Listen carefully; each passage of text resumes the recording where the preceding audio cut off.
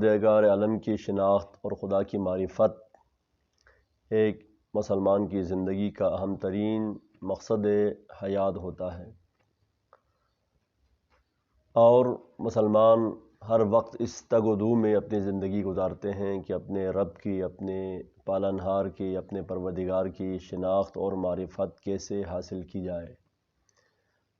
محمد و آل محمد نے اپنی تعلیمات اور احادیث کے اندر مختلف مواقع پہ پروردگار عالم کی رحمت، پروردگار عالم کی مغفرت، پروردگار عالم کی بخشش کی جہاں بات کی، وہاں خدا تک جانے کے راستے اور خدا کی معرفت کی بھی باتیں اور اس کے طریقے ہمیں بتلائے ہیں اور دکھائے ہیں۔ خدا تک پہنچنے کے مختلف راستے بتائے جاتے ہیں، ان میں ایک راستہ تصوف کا بتایا جاتا ہے اور ایک راستہ عرفان کا بتایا جاتا ہے۔ اسلامی عرفان ایک اہم ترین موضوع ہے جس پر مختلف زمانوں میں مختلف علماء اپنی آراء، اپنے نظریات لوگوں کے سامنے رکھتے رہے ہیں۔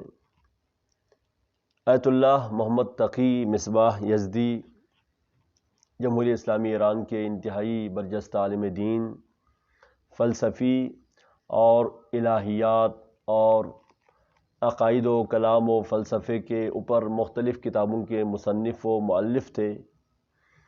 آپ کی ایک مایہ ناز کتاب کا تعارف لے کر اس وقت ہم آپ کی خدمت میں حاضر ہیں۔ اسلامی عرفان کے نام سے یہ کتاب آئی ہے۔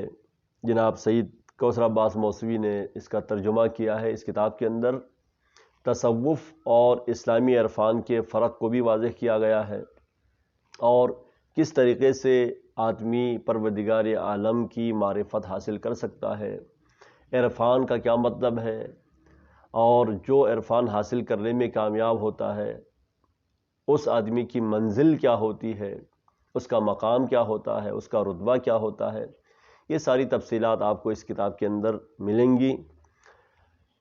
العرفان پبلیکیشن کراچی نے جمع خانہ فرنگ جمہوریہ اسلامی ایران کے تعاون سے اس کتاب کو شائع کیا ہے۔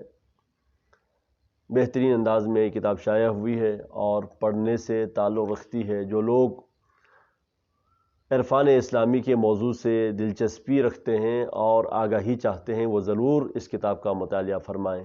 والسلام علیکم ورحمۃ اللہ۔